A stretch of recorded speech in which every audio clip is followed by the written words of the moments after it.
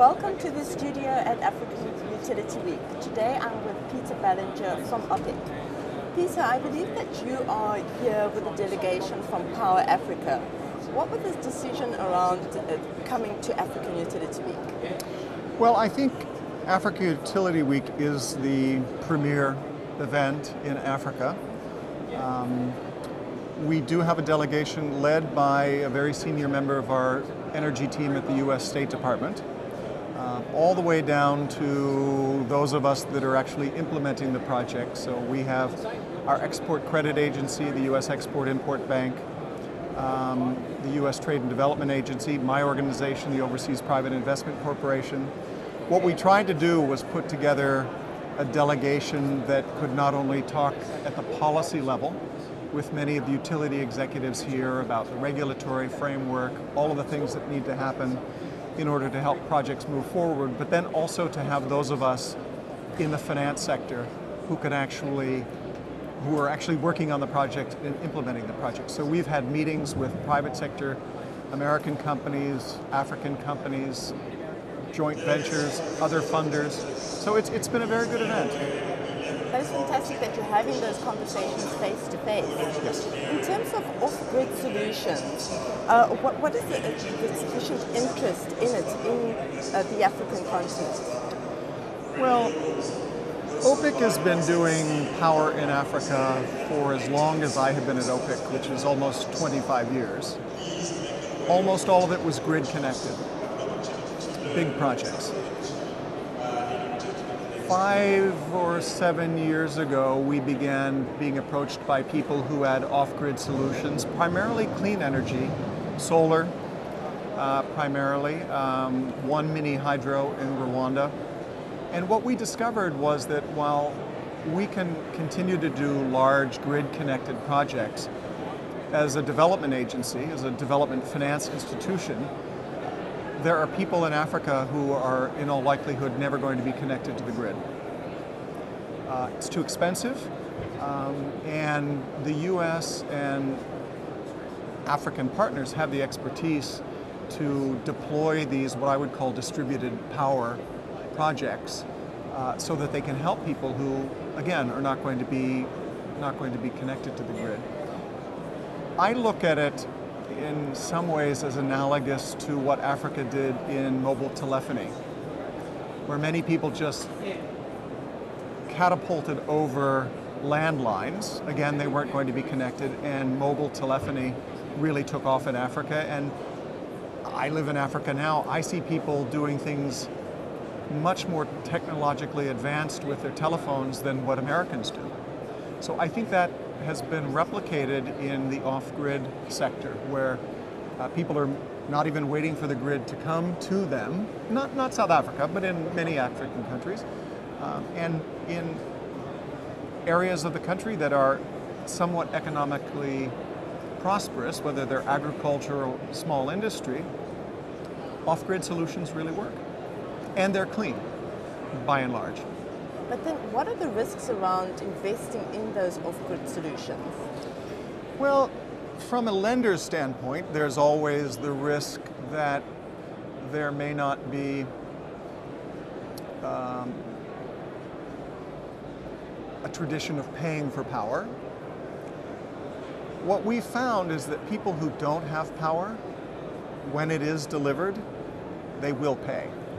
Almost all of these schemes mitigate the risk by prepayment of the electricity. And this is where mobile telephony comes in as well, because you don't have to go down to the local shop to pay it or find the utility. You can actually top up your meter on your mobile telephone. So people have power when they need it. And we have not had any of the projects, they're new, but we have not had any of the projects that have run into non-payment issues.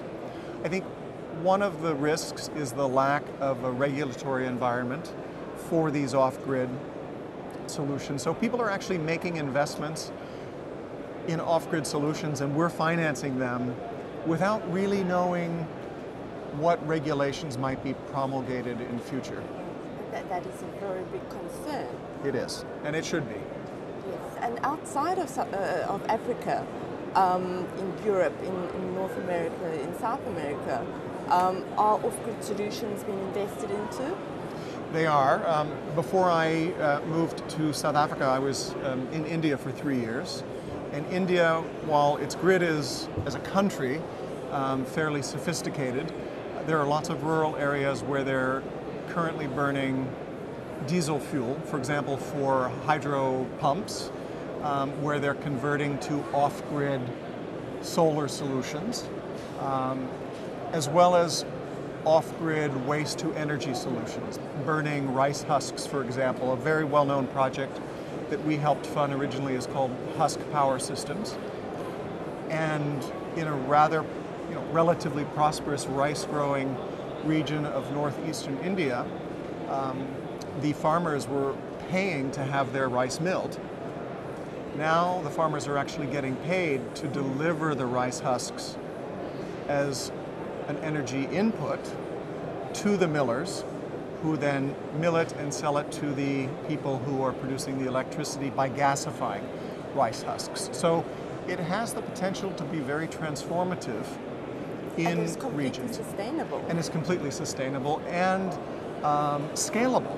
You don't want to do just one village or 2 villages. I think Husk Power right now is probably up to 200, 300 villages. It's really what we want to do here in Africa. We don't want to have an off-grid solution that just helps a small number of villages. We want to work with investors who can scale it to villages throughout a region across the country, and then potentially even create mini-grids where they might be connected, even though they're not going to be connected necessarily to the national grid. You mentioned the regulatory environment and the concerns around that. What would you advise governments? Well, in fact, we are advising governments through the Power Africa program. In many countries, there is a technical or transactions advisor. And in addition to Power Africa trying to create 30,000 megawatts of grid-connected power, they also have a program called Beyond the Grid, which is exactly what OPIC has always done on these off-grid projects. And so Power Africa is working with regulators and working with governments to impress upon them the importance, if off-grid solutions are to grow, to put in place a regulatory framework that allows investors to be comfortable making these investments, including local investors. The foreign investors have come in first, largely because they wanted to do something that was highly developmental. But I think when the second wave of investors come in who are really looking for that market opportunity, they're going to look to the regulatory framework to reassure their investors, their boards of directors and such, that it is a sustainable, commercially viable and safe investment to make. And lastly, you've been involved in a lot of projects worldwide. Which one has been the most interesting for you and why? Well, I think in Africa, on the large scale, the most interesting one was the Togo project, gas-fired, that we did with Contour Global, primarily because it doubled or maybe even tripled generation capacity in Togo. So that, for a country like Togo that had a strong energy deficit, that was very good to work on. Gigawatt Global in Rwanda, which outside of South Africa is the largest grid-connected solar project in sub-Saharan Africa, which I think increased Rwanda's generation capacity by 6 or 7%, 8.5 megawatts. That was interesting. Deventus in East Africa, which is selling solar panels with a prepayment mechanism that essentially allows the purchaser or the renter, rent to purchase, I guess, the customers would be called, with a light bulb and a cell phone charging unit. And it's sellable. They're working with a mobile telephone company, and they're working with an existing consumer goods company. So there are ready-made outlets throughout East Africa that can sell this very inexpensive technology. So one is grid connected, one is our first clean solar power project outside of South Africa, and the other one is, I think, very innovative in serving the kinds of people in sub-Saharan Africa that really, as a development agency, we want to reach, in addition to putting more power onto the grid. We've had some very interesting projects both on grid and off grid, and thank you very much for sharing those with us, and thank you for watching.